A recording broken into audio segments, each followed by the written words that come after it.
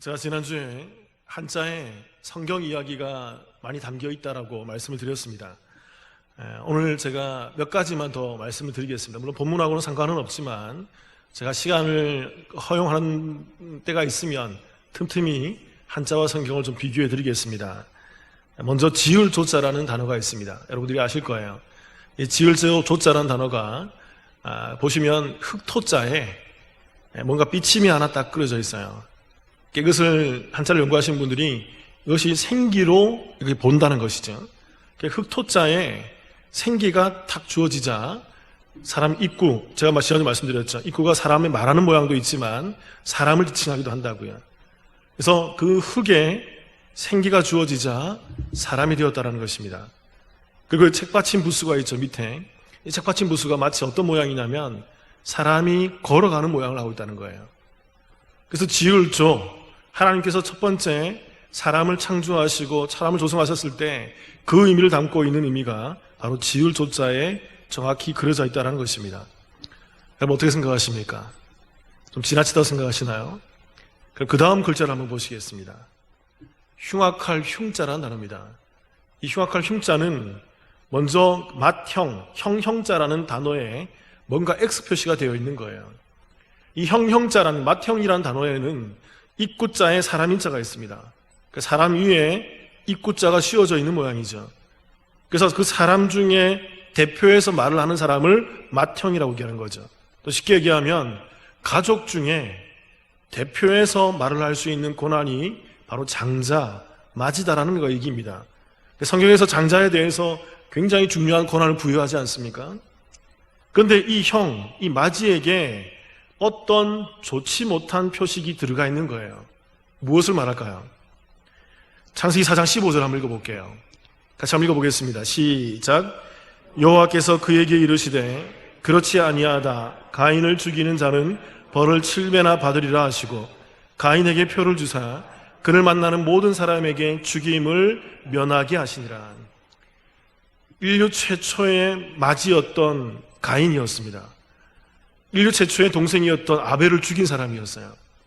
그래서 가인에게 하나님께서 그에게 뭘 주십니까? 어떤 표를 주시는 거죠. 그래서 그 표를 형상한 것이 바로 흉악할 흉자의 그러한 표식으로 담겨져 있다는 것입니다. 여러분 이러한 이야기를 성경이 아니고서는 어떻게 풀어낼 수 있을까요? 그 다음 글자를 볼게요. 더 기가 막힙니다. 금할 금자가 있습니다. 제가 지난 시간에도 말씀드렸지만 금할 금자에 두 나무, 수풀림자 밑에 있는 보일시자가 있어요. 이 보일시자는 각골문자, 아주 고대어를 보면 세 개의 삼각형이 하나로 묶여져 있는 그림을 하고 있습니다. 그 신학자들 평가할 때 뭔지 모르지만 세 개가 하나로 되어 있다. 이것을 혹시 하나님으로 지칭하지는 것은 아닐까? 그렇게 생각한다는 거죠. 그래서 성부, 성자, 성령 하나님이 한 분이시고 그 하나님은 이 땅 가운데 보이지 않고 역사하지 않고 나타나지 않는 하나님이 아니라 이 땅 가운데 나타나시고 계시하시고 역사하시며 임재하시는 그 하나님을 형상하고 있는 것이 바로 보일시자라는 단어인 것입니다. 그리고 그 위에 두 나무가 씌워져 있는 것이죠. 뭘 얘기할까요? 창세기에서 여러분 에덴 동산에서 제일 중요한 두 나무가 있죠. 어떤 나무입니까? 첫 번째 나무는 선악을 알게 한 나무, 또 하나 나무는 생명나무이죠. 모든 것이 다 중요했지만 특별히 창세기에서 이 두 나무가 거론되면서 이 두 나무 중 한 개의 나무는 하나님께서 뭐 하라고요? 뭘 하라고 말씀하셨습니까? 먹지 말라. 선악을 알게 하는 나무는 먹지 말라라고 그 나무를 먹는 것을 금하셨다라는 거예요. 그래서 에덴 동산에 인류 최초로 무엇을 하지 마라라는 그 율법이 떨어진 것이죠. 금했다라는 것입니다. 그것을 표현하고 있는 것이 하나님께서 두 나무 중에 한 나무를 금했다라고 표현한 것이 바로 금할 금자라는 것이죠. 상당히 설득력 있지 않습니까? 하나만 더 볼게요, 여러분. 탐할 남자라고 있습니다. 탐할 남자 두 나무 사이에 뭐가 끼어 있죠? 여자가 있는 거죠. 성경의 이야기가 정확히 들어가 있는 것 같죠? 창세기 3장 6절 한번 찾아보세요, 여러분. 자, 꼭 매 시간마다 한 절씩 꼭 찾게 만듭니다. 창세기 3장 6절입니다. 구약 성경의 제일 첫 번째 장이죠. 3장 6절입니다.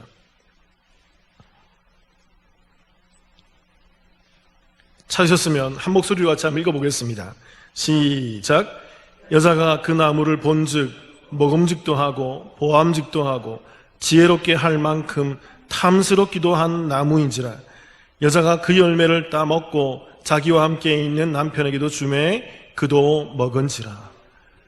그 하와 여자가 그 나무를 본즉 먹음직도 하고 보암직도 하고 지혜롭게 할 만큼 어떤 나무였다고요? 탐스럽기도 한 나무였다라는 것입니다. 그래서 그 한자에 그 여자, 계집여자가 들어가 있으면서 두 나무를 그려놓고 있는 거죠. 마치 그 여자가 그 두 나무 중에 한 나무를 응시하는 것처럼, 그 탐스러운 마음으로 응시하는 것처럼 그렇게 형태를 갖고 있는 것이 탐할 남자에 그대로 표현되어져 있다는 것이죠. 어떻게 생각하십니까? 한자에 이러한 성경 이야기가 많이 담겨 있다는 것, 상당히 근거 있다고 생각지 않으세요? 한자에 이러한 성경 이야기가 담겨 있는 이유가 무엇일까요? 왜 한자에 이러한 성경 이야기가 담겨 있다고 생각하십니까? 자, 지난주 짧게 설명드렸지만 고대 사회 글자가 있기 이전의 상태, 그 상태는 이미 성경의 이야기가 많은 사람들에게 그 구전으로 많은 사람들에게 사실적으로 받아들여질 만큼 그 이야기가 만연해 있더라는 것입니다. 그리고 그들에겐 글자가 필요했는데 특히 한자의 상형 문자를 만드는 그 사람들이 그 글자를 만들 때 성경 이야기를 끌어다가 그 글자를 형상화했다는 거죠. 그리고 그 글자를 봤을 때 많은 사람들이 동의하고 많은 사람들이 이해하며 아 그래 그게 타말 남자네, 그게 그 말 금자네 라고 동의할 수 있었던 그런 글자였다는 것입니다.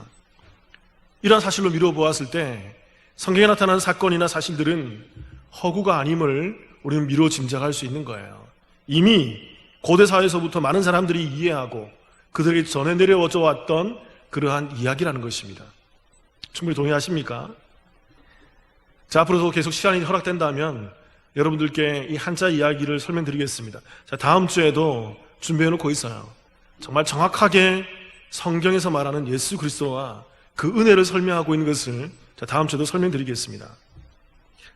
오늘은 우리 지난주에 이어서 오늘 말씀 본문을 우리가 들여다보면서 오늘 본문이 구원, 그 구원에 대해서 우리에게 무엇이라고 계속적으로 설명하는지에 대해서 한번 나눠보려고 합니다. 성경은 이 구원에 대해서 무엇이라고 우리에게 설명을 하고 있을까요? 첫 번째는 무엇이었습니까? 구원을 복이라고 얘기했어요. 두 번째는 은혜였죠. 은혜. 그리고 세 번째는 따라해 볼게요. 교회입니다. 다시 한번 교회. 성경은 이 구원에 대해서 교회라고 얘기하지만 좀 더 분명하게 설명드리면 이 구원받은 성도들이 모여 있는 곳을 교회라고 말한다는 거죠. 당연하죠. 근데 오늘 말씀에 좀 깊이 있는 진리들을 함께 들여다보기를 원합니다. 마태복음 16장 18절입니다. 같이 한번 읽어볼까요? 한 목소리로 읽어보겠습니다. 시작.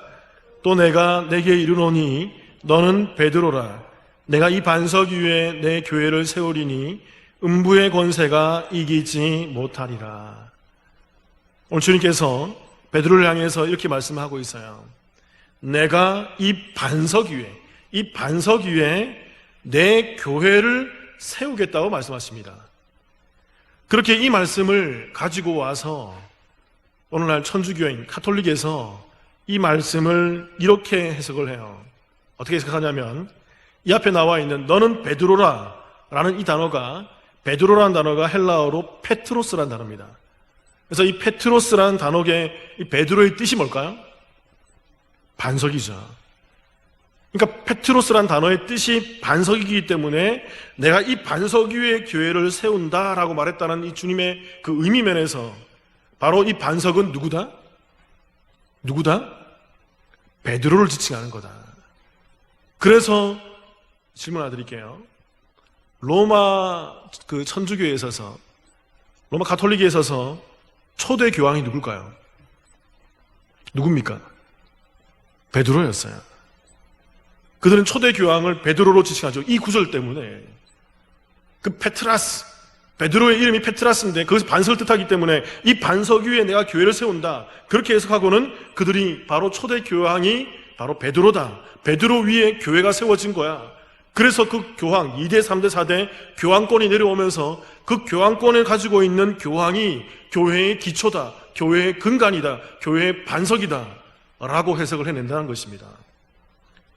그리고 예수님께서 그 베드로에게 천국 열쇠를 주셨기 때문에 그 교황권을 가지고 있는 자들이 천국 열쇠를 가지고 있어서 이 교황이 어떤 것까지 사할 수 있는 권세를 지녔을까요? 죄를 사해 줄 수 있는 권한까지 있다는 것입니다. 그래서 교황으로 위임되는 사제들이 그 일반 성도들에게서 뭘 받습니까? 고해성사를 받잖아요. 고해성사가 그래서 받는 거예요. 교황권이 있기 때문에 교황이 사제들에게 그것을 위임해주고, 그래서 그들이 고해성사를 받으면서 사제들이 일반 성도들의 죄까지 고해성사를 통해서 사해줄 수 있는 그런 권한이 있다라고 주장을 한다는 것이죠. 불과 한 5, 6년 전인가요? 제가 인터넷에서 이런 뉴스를 본 적이 있습니다. 몇 해 전에 교황이, 그러니까 몇 해 전이 5, 6년 전이 자비의 희년이, 성경에서 말하는 자비의 희년이 도래했습니다. 그 희년이 도래해서 그 자비의 희년 기간에 교황이 한시적으로 이렇게 선포했어요. 내가 한시적으로 낙태 여성들의 죄를 모든 사제들이 사할 수 있도록 그 권한을 수여하겠다. 그러니까 낙태라는 것이 죄라는 것으로 이제 인증이 되는 거잖아요. 그런데 그러한 생명을 버리는 것에 대한 죄를 사제들이, 일반 사제들도 똑같이 그 모든 죄를 사할 수 있도록 권한을 베풀겠다. 그래서 죄 있는 자들이 오라, 고해성사를 해라. 그러면 사제들에 의해서 그 죄가 사함을 받을 거야. 맞습니까? 틀립니까, 여러분? 어떻게 생각하세요? 이것은 성경의 그 깊이 있는 진리를, 성경 전체적인 맥락을, 또 오늘 본문의 말씀에 있는 그 말씀들을 전혀 고려하지 않고 또 맥락을 전혀 고려하지 않는 정말 잘못된 해석이에요. 이 페트라스, 베드로라는 이름은 분명 반석이라는 의미가 맞습니다. 그러나 재밌게도요, 여러분, 오늘 예수님께서 너는 베드로라, 내가 이 반석 위에 내 교회를 세우리니 라고 얘기할 때 베드로라, 이 페트라스라는 단어를 헬라어에는 여러분 성이 있어요. 성. 남성, 여성으로 따로 구분해 놓는다고요. 이 페트라스, 베드로를 그럼 무슨 성으로 기록했을까요? 베드로는 무슨 성이죠? 남성이죠. 남성으로 기록해 놨어요. 그리고 재밌게도 그 뒤에 너는 베드로라, 내가 이 반석 위에 할 때 반석, 이 말은 페트라예요. 페트라. 똑같은 단어입니다. 페트라스, 베드로의 이름과 반석, 페트라 똑같은 단어예요. 같은 의미라고요. 반석이라고요. 그러나 이 페트라, 이 반석이라는 단어는 뭘로 기입했을까요? 여성형으로 기입했어요.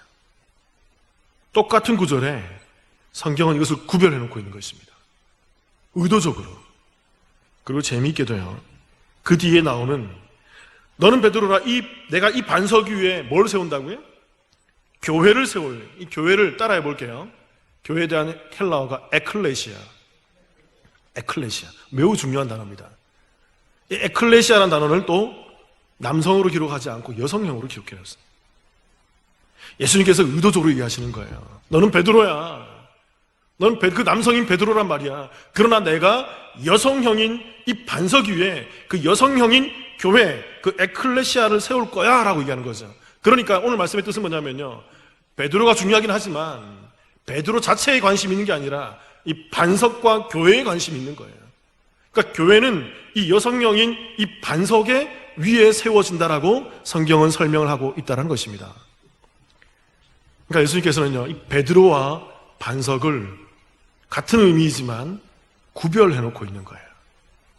그 성을 다르게 기록하면서 예수님께서는 베드로 위에 교회를 세우는 것이 아니라 여성형인 그 반석 위에 교회를 세우겠다는 것입니다. 똑같은 여성형인 교회를. 그렇다면 여러분, 이 반석이 의미하는 바가 뭘까요?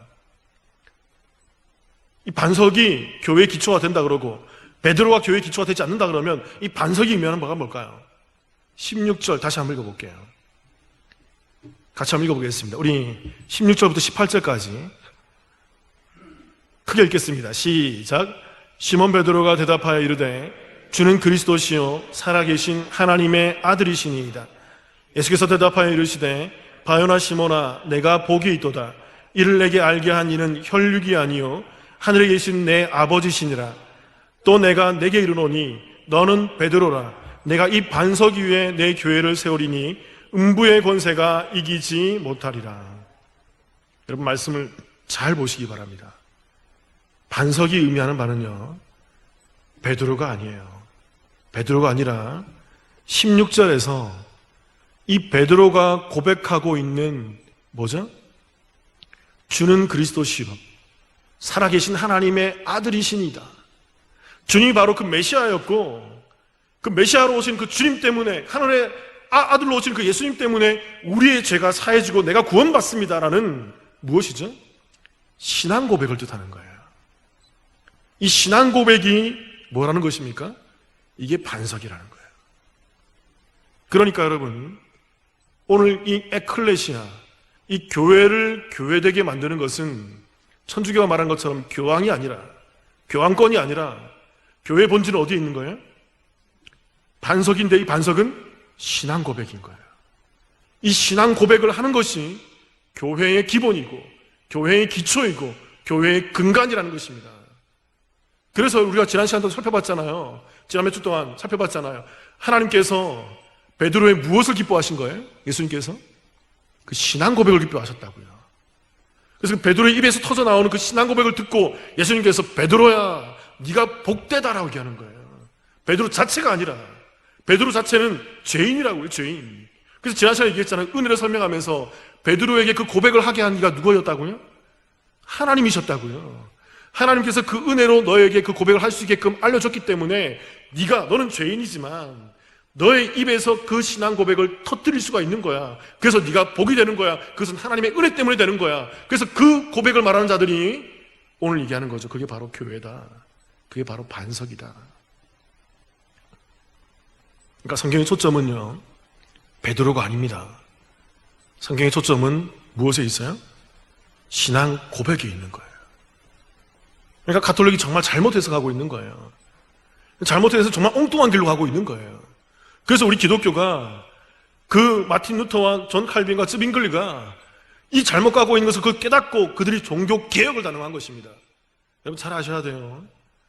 우리는 종교 개선한 종교가 아니에요. 잘 가고 있는 그 가톨릭에서 조금 수정해서 나온 종교가 아니라고요. 우리는 개혁 종교입니다. 개혁주의 종교예요. 이것은 잘못됐어. 이것은 거짓이야. 이것은 잘못된 정말 다른 진리야.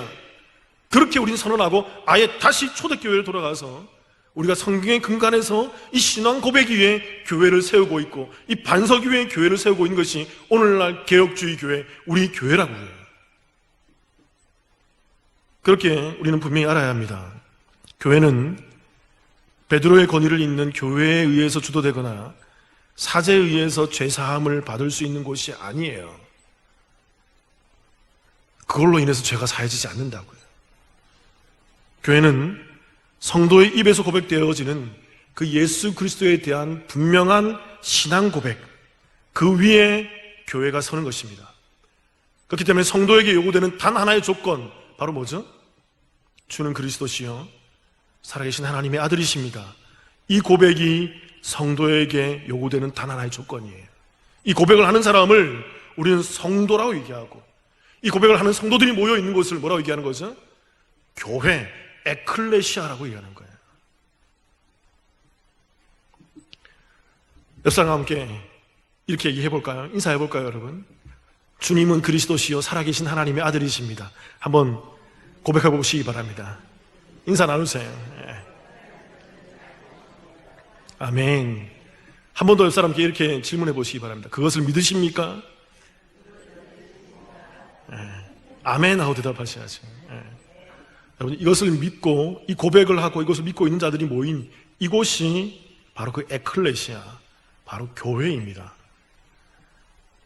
마태복음 16장 18절 다시 한번 읽어볼게요. 16장 18절 읽어보겠습니다. 시작. 또 내가 네게 이르노니 너는 베드로라. 내가 이 반석 위에 내 교회를 세우리니 음부의 권세가 이기지 못하리라. 그러니까 본문에서 교회라는 단어가 나옵니다. 이 교회라는 말의 헬라어가 에클레시아라고 말씀드렸죠. 이 조금 전 반석이라는 페트라는 단어와 교회라는 에클레시아라는 단어가 성이 같다고 말씀드렸어요. 같은 여성형으로 기록되어 있어요. 여러분, 복음서에서 예수님께서 교회라는 단어를 에클레시아라는 단어를 딱 두 번 쓰십니다. 두 번 다 무슨 형으로 썼을까요? 여성형으로 기록했어요. 그 신약 성경 전체에서 이 에클레시아라는 단어가 약 110번 이상 나와요. 100번 넘게 나온다고요. 그 모두 다 무슨 형으로 기록했을까요? 여성형으로 기록했어요. 그래서 교회를 뭐라고 부릅니까? 그리스도의 신부라고 부르는 거예요.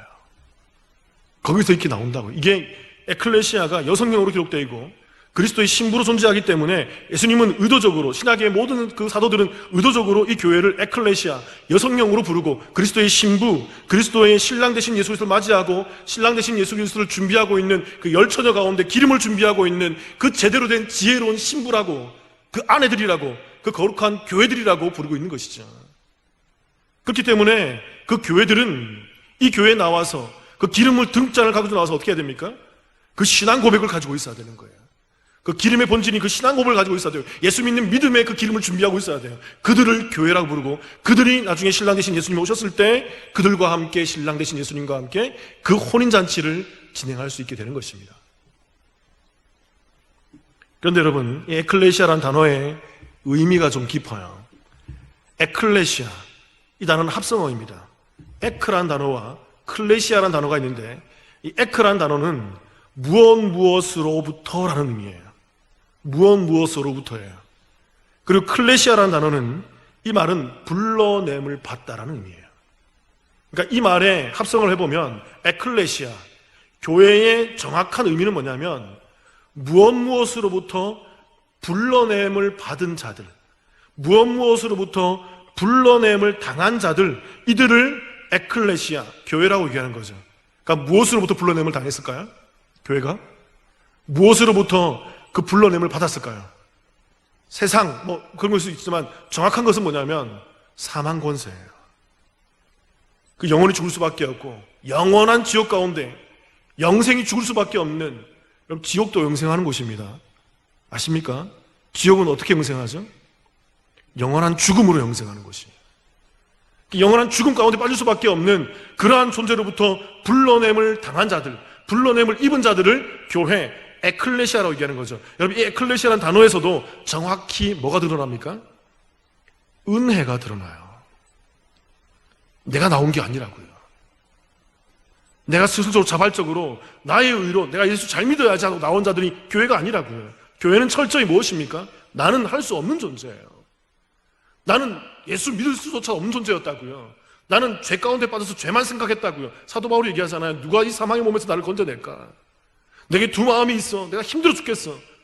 나는 그 가운데서 도저히 어떻게 할 수 없는 존재였어. 그런데 하나님의 은혜로 말미암아 믿음으로 믿음에 이르게 되는 그 믿음을 소유해서 그들이 불러냄을 당한 그 은혜 받는 자들의 모임이 바로 교회라는 것이죠. 그러므로 예수 그리스도를 주로 시인하고 고백하여서 죄의 권세인 이 사망에서 건져냄을 당한 자들, 이것이 정확하게 에클레시아의 의미라는 것입니다. 그렇기 때문에 여러분, 이 교회는요, 그 믿음에 의해서, 그 은혜에 의해서 믿음으로 불러냄을 당한 에클레시아들이 모인 자리인 거죠. 그래서 이 자리에서 우리가 무엇을 주장할 수 있겠습니까? 누구의 죄를 지적할 수 있어요? 누구에 대한 험담을 할 수 있어요? 누구에 대한 그 모자람과 부족함을 우리가 함부로 지적하고 함부로 그들에 대해서 말할 수 있겠습니까? 그건 교회가 아닌 거예요. 은혜를 입은 자들이 아닌 거예요. 은혜 입은 자들의 모습은 뭡니까? 주님, 내가 죄인이었습니다. 내가 교만했습니다. 지금 내가 도저히 건진받을 수 없는 자리였다고요. 내가 도저히 그 죄에서 헤어나올 수 없는 자였고, 내가 늘 지적만 하는 자였고, 내가 늘 교만한 자였고, 내가 그 죄 가운데 빠져서 죄만 생각하는 자였습니다. 그런데 주님이 나를 불러주셨다니요. 주님이 나를 불러주셨다니 얼마나 감사한지요. 그래서 그 은혜를 가지고서 은혜 가운데에서 은혜를 나누는 자들의 모임이 교회인 거예요. 그래서 우리 모여서 뭐 합니까? 너도 죄인이었어? 나도 죄인이야. 너도 교만했니? 나도 교만했단다. 너도 그렇게 다른 사람들에서 시기질투 많이 했어? 나도 그렇게 시기질투 많이 했어. 너도 그렇게 죄를 많이 생각했어? 나도 같은 죄를 생각했던 사람이었어. 그런데 하나님이 나를 불러주셨어. 우리가 얼마나 은혜로워. 정말 감사해. 그래서 그 은혜를 함께 나누고 있는 것이 바로 교회의 모습이에요. 우리 교회의 모습에 대해서 한 가지만 더 보기를 원합니다. 마태복음 16장 18절 같이 한번 더 읽어보겠습니다. 읽겠습니다. 시작. 또 내가 내게 이르노니 너는 베드로라. 내가 이 반석 위에 내 교회를 세우리니 음부의 권세가 이기지 못하리라. 교회는 에클레시아, 그 은혜를 입은 자들이고 은혜를 나눈 자들이며 그 은혜 가운데서 감사와 영광을 바라는 자들인데, 교회에게 주신 하나님의 권세가 하나 있어요. 그게 바로 뭐냐면 음부의 권세가 이기지 못하는 권세예요. 그러면 이 음부의 권세라는 것이 뭘 뜻할까요? 이 음부라는 단어가 이게 그 사단의 세력을 의미하기도 하겠지만, 음부라는 단어가 헬라어로 하데스란 말입니다. 들어보신 분이 있죠? 하데스. 이게 지옥을 관장하는 신의 이름이에요. 근데 여기서는 지옥을 관장하는 그 하데스 신의 이름이라기보다는 그 지옥 그 자체, 지하 세계, 죽은 자들이 모이는 그 거처, 그 장소를 의미하는 의미예요. 하데스가. 그리고 이 음부에 권세할 때, 권세라는 말이 헬라어로 필레라는 단어예요. 필레. 이것은 큰 문을 얘기하는 것입니다. 그러니까 이 음부의 권세가 지칭하고 있는 건 뭐냐면, 그 지옥 세계에, 지하 세계에 드리워져 있는 큰 문을 말하는 거예요. 그럼 이 자체가 의미하는 바가 뭘까요? 그 지옥, 그 지하 세계의 큰 문 앞에 서기 위해서는 전제 조건이 하나 있어요. 뭐가 죽어야 되죠? 나 영이 죽어야 되는 거예요. 내 영생이 사망의 권세 가운데 빠져야 되는 거죠. 그러니까 음부의 권세는 그 영이 죽는 그 권세를 말하는 것입니다. 영원히 사망 권세, 영원히 그 지옥 권세에 빠질 수밖에 없는 그 권세를 말하는 거죠. 그러니까 이 반석, 이 믿음의 고백 위에 세워진 이 에클레시아 교회는 뭐가 이기지 못한다? 음부의 권세가 이기지 못하는 거예요. 왜요? 그들이 하나님이 주신 그 은혜로 말미암아 그 믿음으로 고백하는 복된 자들이 되기 때문에, 그들은 이 땅에서 복된 자를 갖고 있기 때문에 그들을 사망 권세에 빠뜨리는 그 죄의 문제가 해결되는 거예요. 내 힘이 아니라 하나님의 은혜로. 이게 복음이라고요, 여러분. 그래서 그 죄의 문제가 해결되어서 그 음부의 권세에 의해서 지배를 받지 않는 것입니다. 누구의 권세를 지배받는 거죠? 하나님의 권세, 그 천국의 권세. 그래서 여러분, 그들이 이 땅 가운데 살면서 그 천국을 소망하고 천국을 사모하며 천국을 그리워하게 되어 있는 거라고요. 그리고 그들이 이 땅에서 살면서 그 사망 권세가 사라진 것에 대해서 감사하며 천국의 삶을 살게 되어 있는 거죠. 그게 바로 음부의 권세가 이기지 못하는 자들의 에클레시아의 삶인 것입니다.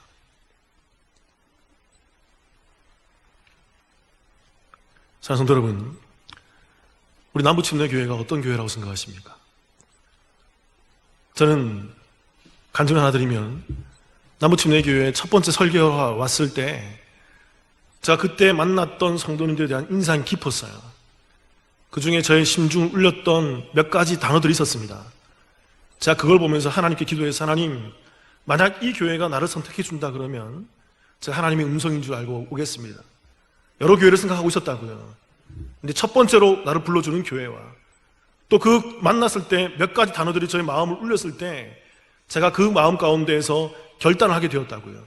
그때 고백들이 뭐냐면, 목사님, 이 땅에 교회들이 많이 있습니다. 원주 땅에. 제 심금을 울렸던 말이 뭐냐면, 그러나 교회다운 교회가 없습니다. 그 말이 저의 마음을 정말 불길같이 잃게 만들었어요. 아, 그래, 그렇게 소망이 있구나. 정말 그 교회로서, 그 에클레시아로서 이 땅 가운데 서고자 하는 그 성도들이 이곳에 있구나. 저는 남부침례교회가 그 에클레시아들이 모인 교회라고 생각합니다. 그리고 저는 분명히 이렇게 소망해요. 우리 교회는, 우리 남부침례교회는 아무나 오는 교회가 되어지지 않았으면 좋겠어요. 이렇게 말하면 어중이 떠중이 다 와서 교회 성도로 모여서 큰 교회를 이루는 그런 교회가 되고 싶지는 않습니다. 우리 교회는요, 철저히 이 반석, 이 페트라, 이 신앙 고백, 주님은 그리스도시요 살아계신 하나님의 아들이십니다라는 이 고백 가운데 있는 자들이 모이는 교회이기를 원해요. 그래서 그들이 모여서 에클레시아를 이루고 그 은혜를 나누며 사망 권세를 깨뜨리고 천국의 권세를 누릴 수 있는 그런 주님의 교회이기를 주님의 이름으로 축원합니다. 자, 지난주에 신방을 갔습니다. 한 분 권사님을 만났어요. 이분이 87세인가요? 나이가 많으세요. 귀가 잘 안 들린답니다. 거의 제가 말하는 것의 70%밖에 못 알아듣는데요. 허리가 굽으셨어요. 다리에 힘이 없으세요. 눈이 잘 안 보이세요. 그래서 주말만 되면, 주일만 되면 우리 교회 2층에 올라올 때 계단이 좀 높잖아요. 그래서 이분이 난간을 부여잡고 겨우겨우 올라오고 겨우겨우 내려온다는 것입니다. 이분과 제가 신앙을 나누는데 이분이 저희 남부침례교회에 처음부터 같이 계셨다는 거죠. 그래서 이분과 신앙교제를 하는데 제가 많은 감동을 받았어요. 그래서 제가 그 끝에 함께 말씀을 나누고 자, 이렇게 질문을 드렸습니다. 권사님, 기도 제목이 무엇입니까? 그러니까 권사님이 못 알아듣더라고요. 뭐요? 이렇게 하더라고요. 무슨 말씀이에요? 제가 큰 소리 얘기했어요. 권사님, 기도 제목이 뭐냐고요? 저 화낸 게 아닙니다, 여러분. 그분이 못 알아들으시니까 크게 얘기했다고요. 그때 그분의 대답이 저에게 또 한 번 감동을 주셨어요. 목사님, 기도 제목요? 뭐 별 게 있나요? 그래서 남은 인생 하나님을 위해서 살고 싶습니다. 하나님을 위해서 살고 싶습니다. 여러분, 구태의연한 대답일 수 있어요. 그러나 제가 그날 그 권사님과 신방하는 동안에 저는 그 권사님의 그 고백이 진정성이 있다는 것을 느꼈습니다. 남은 인생 얼마 되진 않지만 그가 가지고 있는 자그마한 힘을, 그분이 얼마나 하나님의 영광을 위해서 살겠습니까? 얼마나 이 교회를 위해서 봉사할 수 있겠나요? 그럴 수 없어요. 그러나 그분의 진심은 하나님의 영광을 위해서, 하나님을 위해서 살고자 하는 그 에클레시아, 그 성도의 진솔한 마음이 담겨 있다는 것입니다. 제가 참 감동을 받았어요. 그래서 제가 함께 말씀을 나누고 제가 권사님 귓가에다가 이렇게 얘기했습니다. 권사님, 제가 장담을 할 수 없지만 제가 권사님과 함께 신방해보고 얘기해보니까 권사님은 천국 가실 것 같아요. 제가 그렇게 얘기했습니다. 제가 감히 그렇게 말씀드렸어요. 왜냐하면 권사님이 정말 교회로서 에클레시아의 모습으로 정말 잘 존재해 있더라는 것입니다. 제가 그렇게 선포할 수 있겠더라고요. 근데 그 다음 모습이 저를 놀라게 만들었어요. 이분이 어떻게 하는지, 권사님 천국 갈 것 같아요. 그러니까 권사님이 천국요? 제가 천국 갈 수 있다고요? 그러면서 박수를 막 치는 거예요. 손을 들고 할렐루야! 그런데 그분의 표정이 소녀 같았어요. 너무 해맑게 웃으세요. 그리고 할렐루야, 하나님 감사합니다, 목사님 감사합니다, 천국 갈 수 있다니요. 너무 행복해 하세요. 저는 그 권사님의 모습을 보고 놀랐지만 정말 그 권사님의 모습에서 하나님을 사랑하고 그 천국을 소망하며 정말 이 땅에 교회로서 존재하고 있는 그 성도의 모습이 고스란히 담겨 있는 것을 볼 수 있었어요. 권사님은 부도 구하지 않았어요. 권세도 구하지 않았다고요.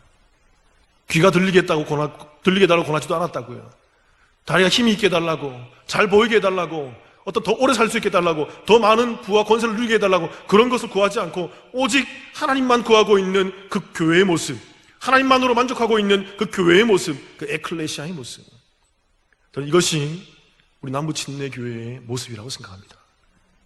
저와 여러분이 그 예수 그리스도를 주로 시인하고 그 반석 위에서 이 교회를 누리며 그 교회를 이루면서 그 은혜 가운데 은혜를 나누며 하나님만을 위해 살아가시는 그 신실한 교회로 서 계시기를 주님의 이름으로 축원합니다. 함께 기도드리겠습니다.